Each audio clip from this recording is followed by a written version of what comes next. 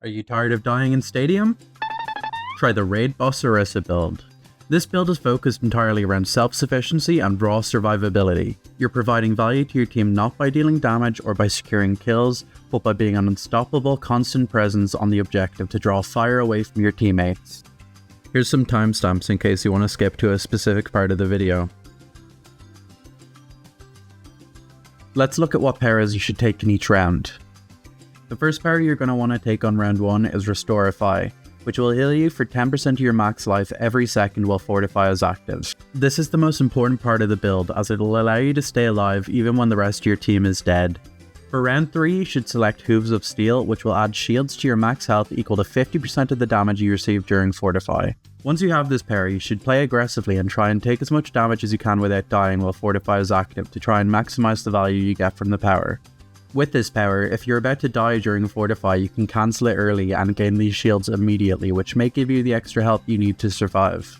For round 5, you should go with Factory Reset, which will reduce the cooldown of your abilities by 25% while Fortify is active. This power will make more sense when we go over the items. These first 3 powers are the main focus of the build, so the last power is mostly down to personal preference, if you even make it to round 7. But my personal recommendations are Spin Stum Update, which will allow you to deflect projectiles with your javelin spin to make you more of a threat, or Ride With Me, which will give your team extra movement speed and overhealth when you use Fortify. The overhealth is based off your max health, which pairs well with this build as most of the items you'll be getting will increase your life. I prefer Ride With Me as it can help to make up for your low weapon power and ability power by better enabling your team and keeping them alive. Now let's look at the items you should get with this build. As with most builds, the items for round 1 aren't really important, but I would recommend investing in any of the early game survival items. This build is weak in the early game before you're able to grab the 2 key survival items that are essential for the build. These are Solar Regenergy and Charged Chassis. Solar Regenergy will restore armor every time you use an ability. This is why we chose Factory Reset for our round 5 perk, as you'll be able to restore armor quickly with the faster cooldowns. And Charged Chassis will grant you even more overhealth while you use Fortify. Depending on your performance in round 1, you might be able to buy both of these items by round 2, which will grant a massive boost to your survivability. You're going to want to keep both of these items for the entirety of the game, as although they don't offer you a boost in stats, the abilities attached to them are too crucial for your survivability to give up.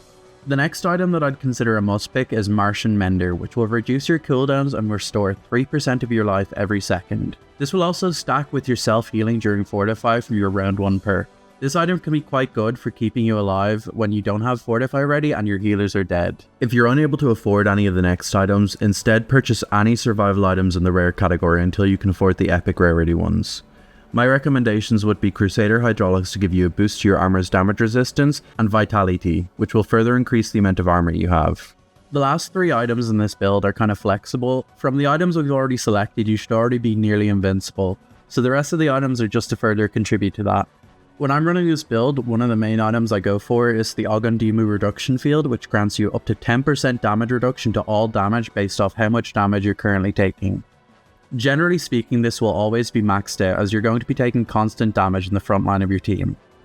The next item is Rüstung von Wilhelm, which will increase your health and armor by 15% and give you even more damage reduction when your health is below 30%.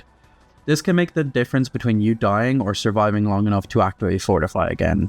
Phantasmic Flux is also a good item to provide a little boost to your damage, and it gives a boost to lifesteal, so I would definitely recommend it if you're dealing a good bit of damage, as you can sometimes keep yourself alive with the lifesteal alone. And the lifesteal pairs well with the final item I would recommend, which is Effie's Theorem. Effie's Theorem is an epic ability item that gives a boost to your ability lifesteal and increases your Fortify duration by around 2 seconds. Those extra 2 seconds can provide enough healing and damage reduction to keep you alive in a tight situation. However, in some situations you might not really need the extra 2 seconds, and it might be more worthwhile to go for another item. Now, with the items out of the way, let's talk playstyle.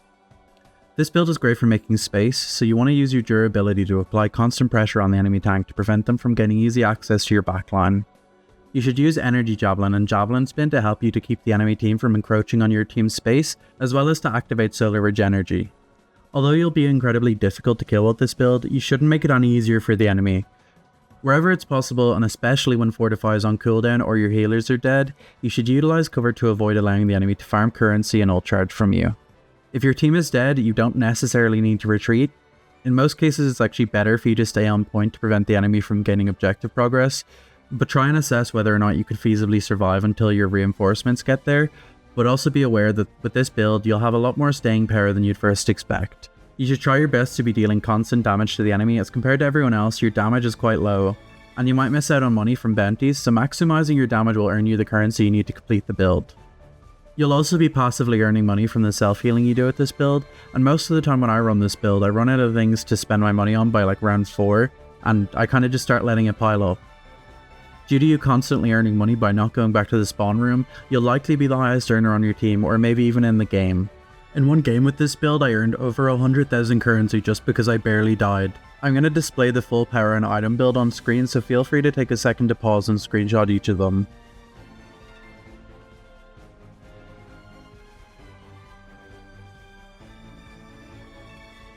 That's all for me, but let me know if you tried this build out or have any adjustments to suggest for it.